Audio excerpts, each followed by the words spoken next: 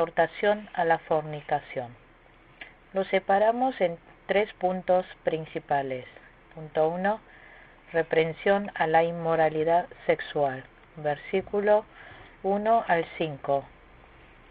Punto 2, sean masa sin levadura, versículos 6 al 8.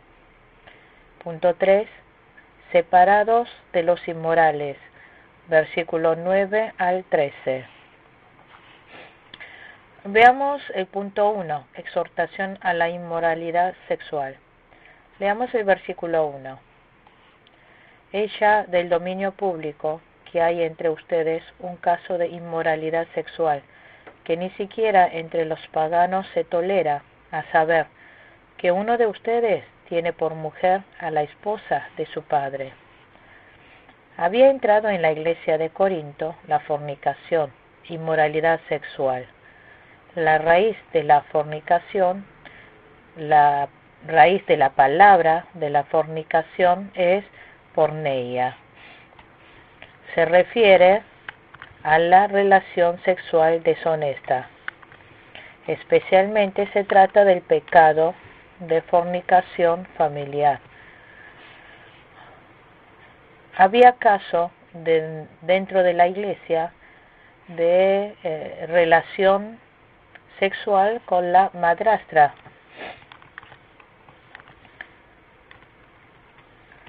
Un padre que tuvo una segunda mujer y fallece. El hijo de ese padre ahora vive con la mujer del padre.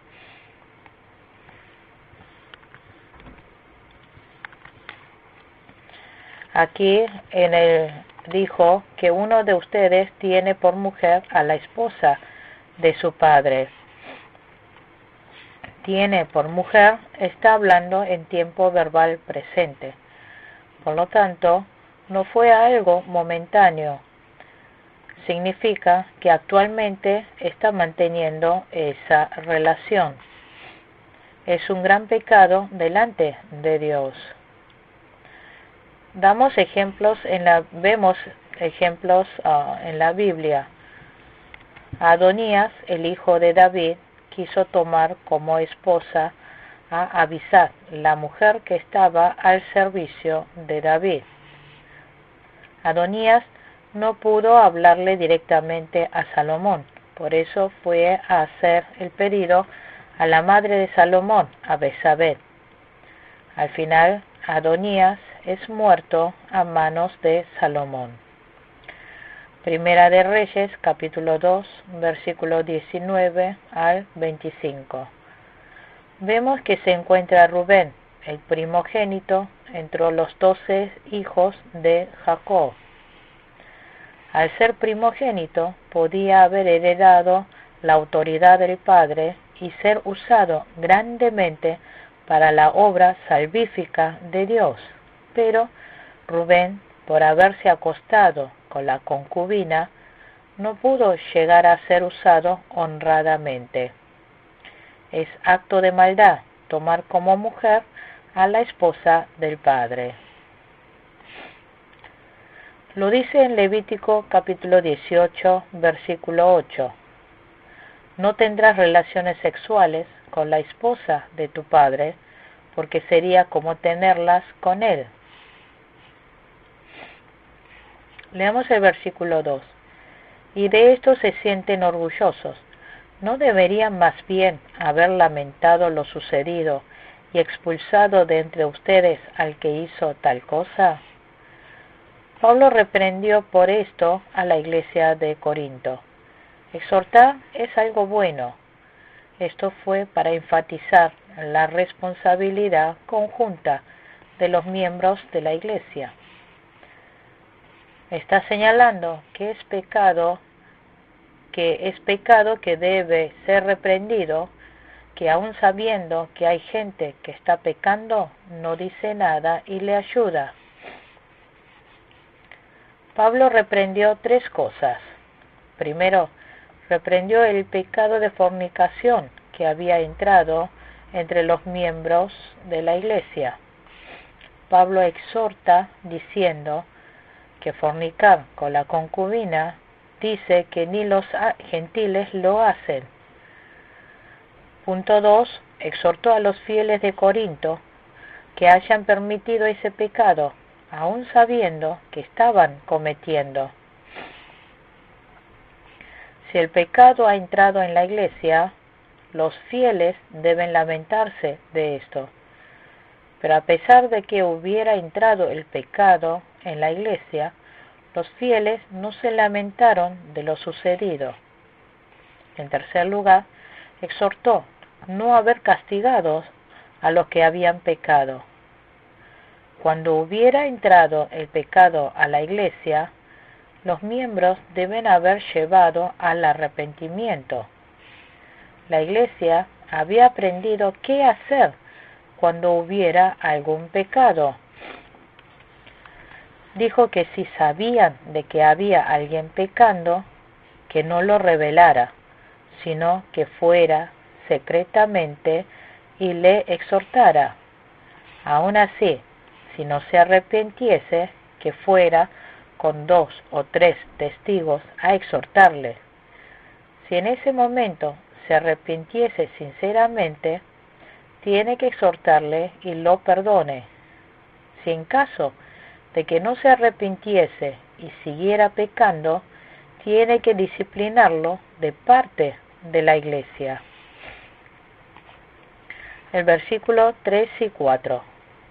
Yo, por mi parte, aunque no estoy físicamente entre ustedes, sí estoy presente en espíritu, y ya he juzgado, como si estuviera presente, al que cometió este pecado, cuando se reúna en el nombre de nuestro Señor Jesús, y con su poder yo lo acompañe en espíritu.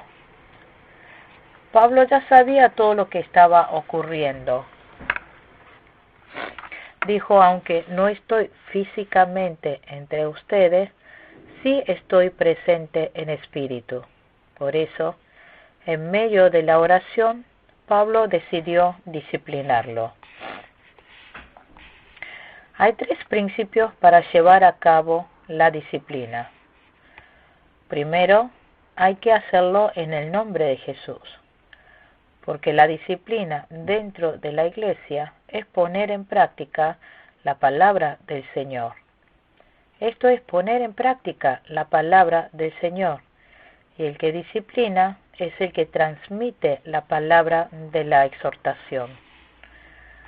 En segundo lugar, Pablo decidió disciplinar junto con los hermanos de la iglesia de Corinto. Cuando se reunían en el nombre de nuestro Señor Jesús y con su poder, Pablo los acompañó en su espíritu. Tercer lugar, disciplina con el poder del Señor Jesús. La autoridad de la exhortación está en el poder del Señor. Hoy en día ya no se practican exhortación ni disciplina. Señal de una verdadera iglesia es poner en práctica la disciplina. Versículo 5. Entreguen a este hombre a Satanás para destrucción de su naturaleza pecaminosa, a fin de que su espíritu sea salvo en el día del Señor. Dijo que entreguen a este hombre a Satanás.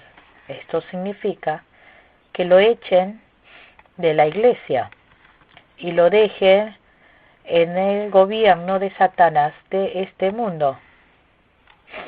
En 1 Timoteo capítulo 1, versículo 20, vemos que se mencionan a Himeneo y a Alejandro. Dijo que los ha entregado a Satanás para que aprendan a no blasfemar. Esto significa ser expulsado. Con esto preserva la pureza de la iglesia. Esto es para que el expulsado tenga la oportunidad de arrepentirse. El propósito del castigo es siempre buena. No es el juicio final para el alma que ha pecado. El castigo es el sufrimiento para el arrepentimiento del pecador. El castigo es eliminar legalmente del lugar como miembro de la Iglesia, que es el cuerpo de Cristo. El pecador, mientras que permaneciera en disciplina, físicamente no puede ser parte de la Iglesia. Si no se arrepintiese, que será también castigado por Dios, y hasta su cuerpo sería destruido. Pero en el día del Señor Jesús, el último día, esa alma recibiría la salvación. La salvación de este fiel sería una salvación vergonzosa. Segundo punto principal. Sean masa sin levadura. Versículos 6 al 8. Acá está comentando la mala influencia que puede provocar el pecador. Dijo que impida la contaminación del pecado. Como los miembros de la Iglesia se habían envanecido, dejaron entrar el pecado. Y no solo eso, no lo expulsaron y lo dejaron así nomás.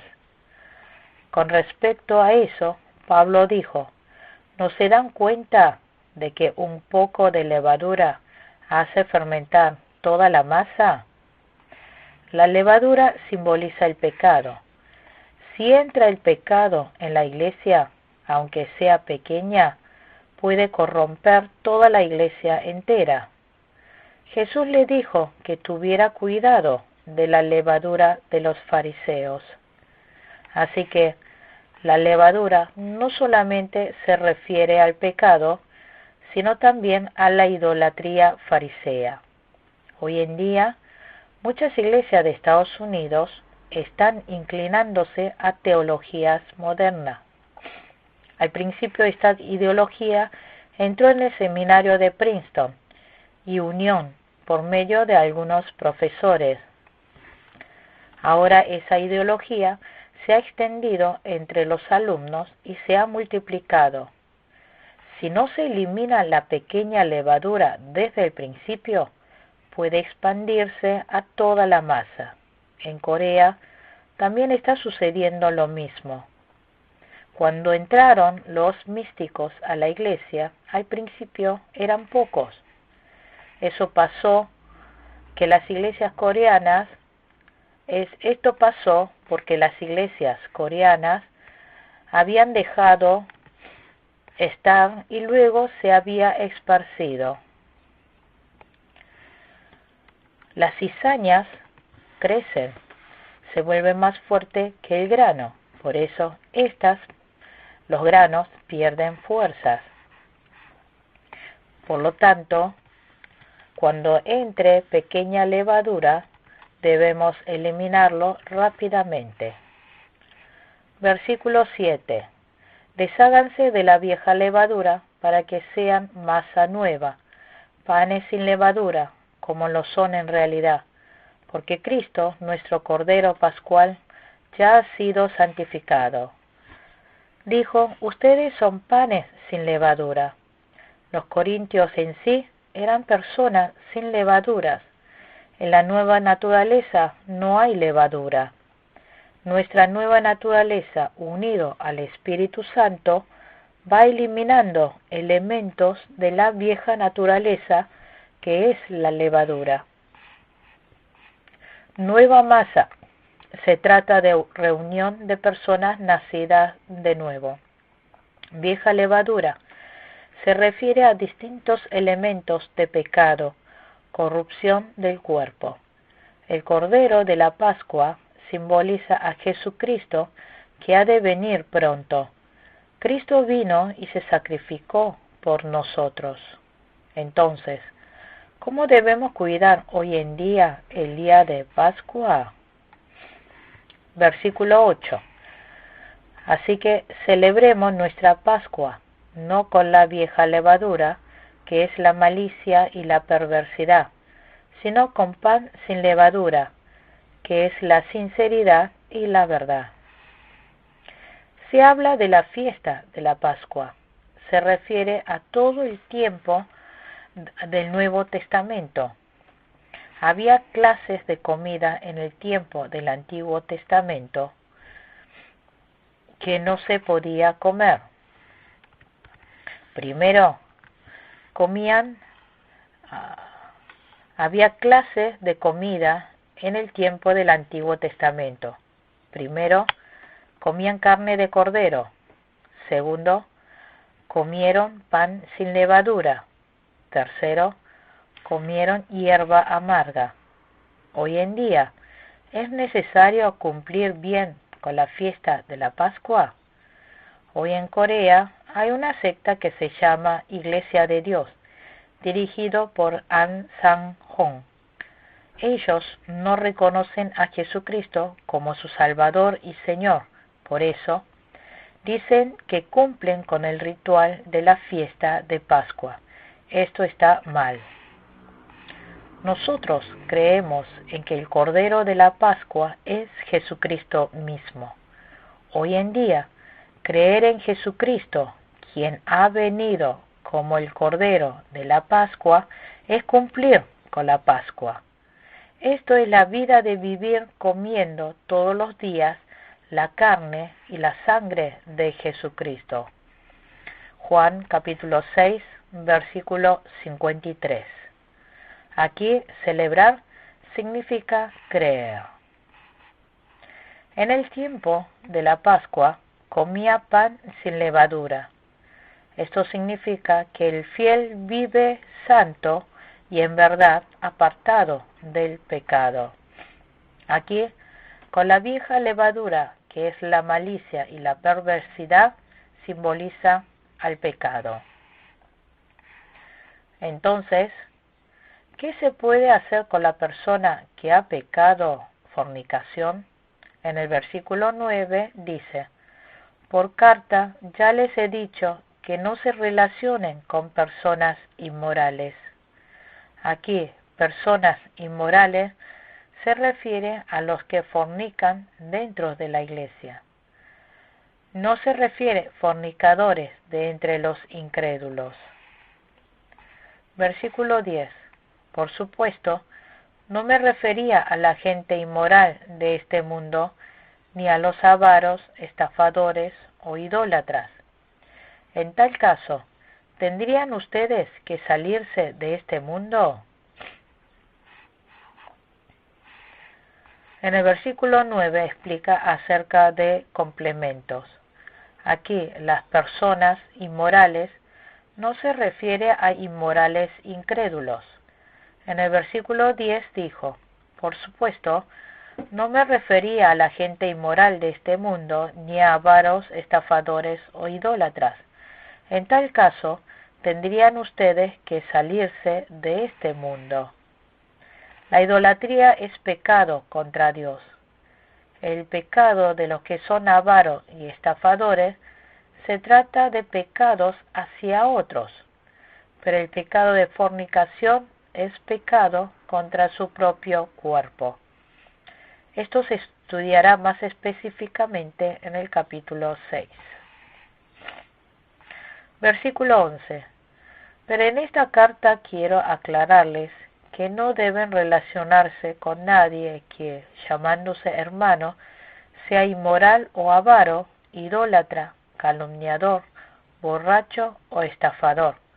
Con tal persona ni siquiera deben juntarse para comer. Aquí, hermano, se refiere a fieles creyentes. Dijo que no deben relacionarse con nadie que, llamándose hermano, sea inmoral o avaro, idólatra, calumniador, borracho o estafador. Con tal persona ni siquiera deben juntarse para comer. Si se relacionan espiritualmente con ellos, sería permitir el pecado y uno mismo recibiría el mismo trato. Especialmente dijo: con tal persona ni siquiera deben juntarse para comer. Esto significa que no coma la Santa Cena con los pecadores, ni tampoco permita que ellos lo realicen. Versículos 12 y 13. ¿Acaso me toca a mí juzgar a los de afuera?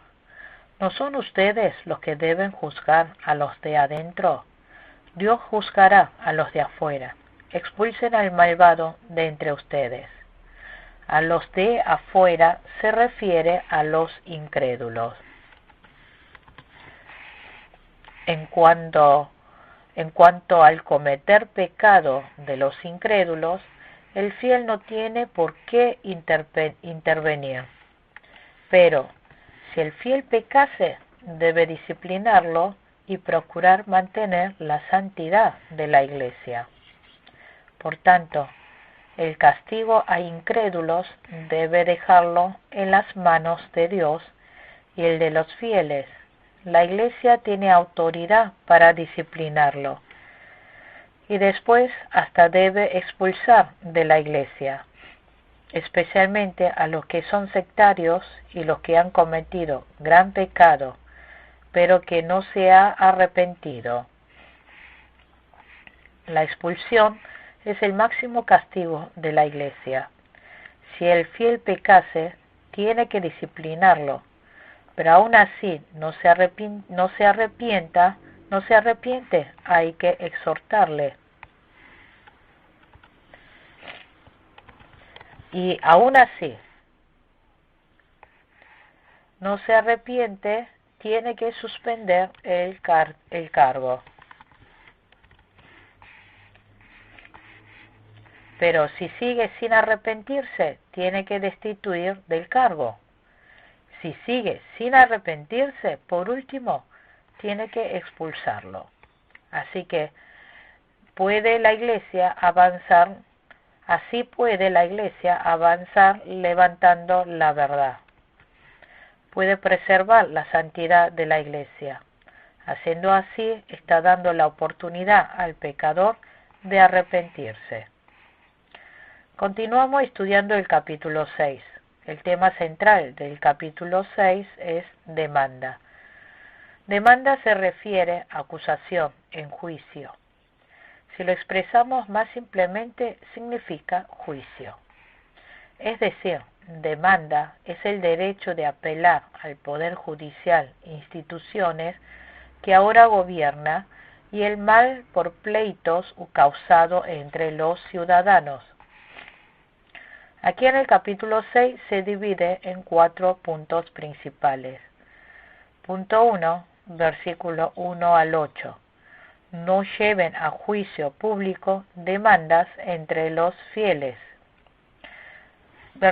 Punto 2, versículo 9 al 11. No actúen malvadamente. Punto 3, versículo 12 al 18. Apártense de la inmoralidad y sean uno con el Señor. Punto 4, versículo 19 al 20.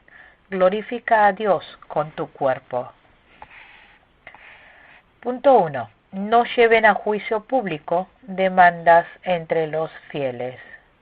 Leamos el versículo 1. Si alguno de ustedes tiene un pleito con otro, ¿cómo se atreve a presentar demanda ante los inconversos en vez de acudir a los creyentes? Dijo, si alguno de ustedes tiene un pleito con otro. Aquí pleito se refiere a causa. Significa que ante alguna demanda que no lo presente ante los inconversos. Aquí inconversos se refiere incrédulos, que no creen en Jesús. Los fieles hemos recibido la justicia de Dios. Hemos recibido las palabras justificadoras de Dios. Los fieles no deben presentar demandas ante los inconversos.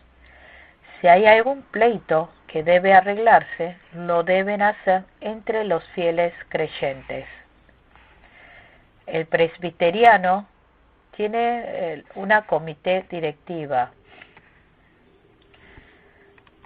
Los fieles deben recibir juicio por medio de la comité. También la Asamblea General tiene su oficina de colegiado. ¿Cuál fue el reclamo de Pablo? que cuando haya demandas entre los fieles, no lleve la causa a juzgado público. Eso sería vergonzoso delante de los incrédulos. También sería de obstáculo para la expansión del Evangelio y nublar la gloria de Dios. Versículo 2. ¿Acaso no saben que los creyentes juzgarán al mundo? Y si ustedes han de juzgar al mundo, ¿cómo no van a ser capaces de juzgar casos insignificantes? El fiel creyente tiene la palabra de Dios, su sabiduría y el mover del Espíritu Santo. Por eso los creyentes pueden juzgar al mundo. Nosotros somos personas que seguimos una ley espiritual más alta que cualquier ley del mundo.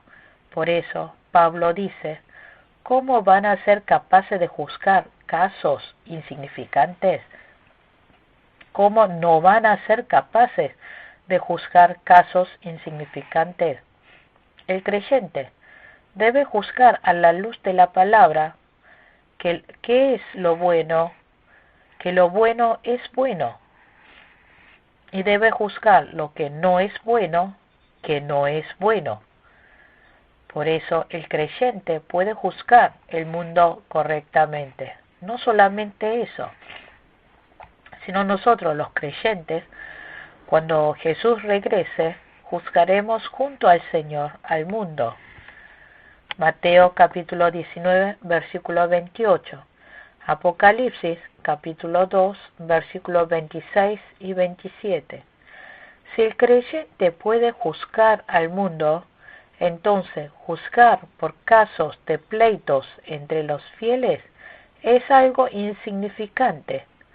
No solamente eso, nosotros los fieles juzgaremos a los ángeles también. Versículo 3. ¿No saben que aún a los ángeles los juzgaremos? ¿Cuánto más los asuntos de esta vida? Los ángeles son sirvientes que están al servicio de los fieles. Hebreos capítulo 1, versículo 14.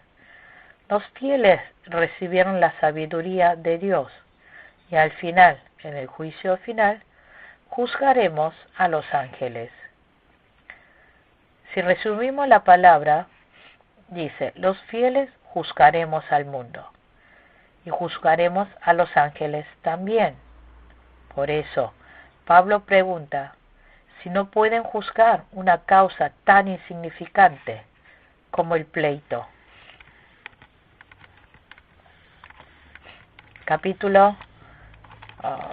Versículo 4 y 5.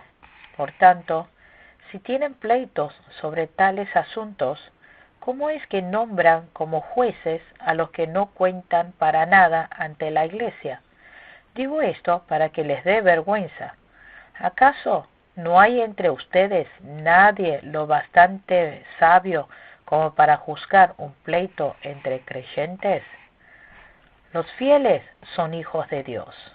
El espíritu de los fieles está vivo. Los fieles son hijos que tienen la verdad y la luz de Dios. Los fieles son hijos que tienen el mover del Espíritu Santo y su guía. Una persona así, ¿cómo no puede juzgar un asunto tan insignificante entre los fieles? Y para juzgar, ¿nombraría a persona de débil fe en la iglesia? Pablo dijo así. Pablo estaba comentando su sincero sentir con respecto a este pleito entre los hermanos de la iglesia de Corinto. Por eso Pablo dijo, digo esto para que les dé vergüenza. Éxodo capítulo 22, versículo 28. No blasfemes nunca contra Dios, ni maldigas al jefe de tu pueblo. En cuanto al trato entre creyente e incrédulo, puede llevar a cabo el juicio en un juzgado legal del mundo. Pablo también se había presentado ante el César. Hechos capítulo 25, versículo 11. Versículo 6. Al contrario, un hermano demanda a otro, y esto ante los incrédulos. Los fieles deben procurar no realizar demandas. Si obligado tuvo que hacer demanda entre los fieles, debe recibir el juicio de la Iglesia. Recibir el juicio de incrédulo en un juzgado del mundo, eso sí nublaría la gloria de Dios y obstaculizaría la puerta de evangelización. Versículo 7. En realidad, ya es una grave falla el solo hecho de que haya pleitos entre ustedes. ¿No sería mejor soportar la injusticia? ¿No sería mejor dejar que los defrauden? Pero los miembros de la iglesia de Corinto habían realizado pleitos delante de los incrédulos. Por eso, Pablo dijo que ya es una grave falla. Grave falla significa que ha fracasado completamente. Nosotros debemos procurar que el nombre de Jesús no sea insultado.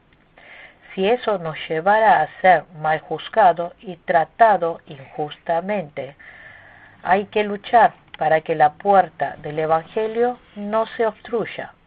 Este es el camino de la victoria, es el camino del éxito. Que nosotros salgamos perdidos por causa de Dios, eso es fe. Si nos dejamos engañar por causa del Señor, Dios se alegrará de eso. Dios se alegrará de eso y nos recompensará más de lo que imaginamos. Pero los hermanos de la iglesia de Corinto engañaron y actuaron injustamente. Versículo 9 al 11. ¿No saben que los malvados no heredarán el reino de Dios?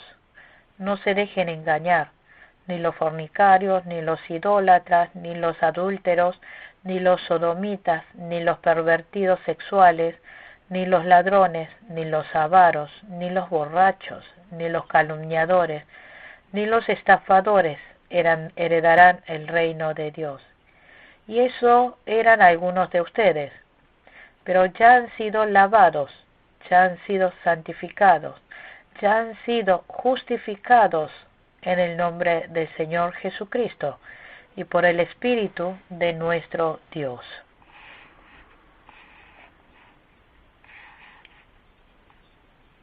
Segundo punto principal, versículo 9 al 11. No actúen malvadamente. Dijo que los malvados no recibirán el reino de Dios como heredad. Aquí los malvados se refiere a los que causan pleitos injustamente. Aunque sea fiel, si actúan malvadamente, no heredaría el reino de Dios. Los malvados conservan el pecado original, y porque tienen la maldad, es obvio que no pueden entrar al reino de los cielos. Pero si los fieles actuaran malvadamente, no pueden entrar al reino celestial del corazón. No significa que los fieles vayan al infierno por haber pecado. Tan solo los fieles reciben el castigo, tan solo los fieles reciben el castigo de Dios y pierden el reino celestial del corazón. Por eso esos fieles reciben sufrimiento infernal en la tiniebla. Estas personas ya están recibiendo el juicio de Dios en su alma.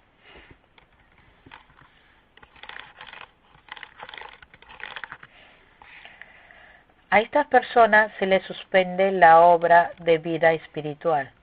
Estas personas no tienen crecimiento espiritual. Hebreos capítulo 5, versículo 12 al 14. Estas personas no tienen discernimiento espiritual.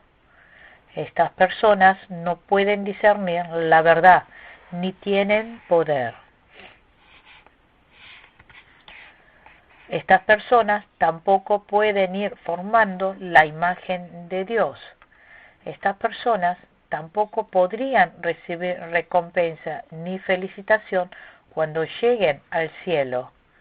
Estos fieles creyentes han perdido la bendición y la recompensa celestial. Si los fieles actúan malvadamente y están caídos en sufrimiento infernal, ¿qué debería hacer esta persona? Nosotros tenemos que usar una escalera para salir de un profundo pozo.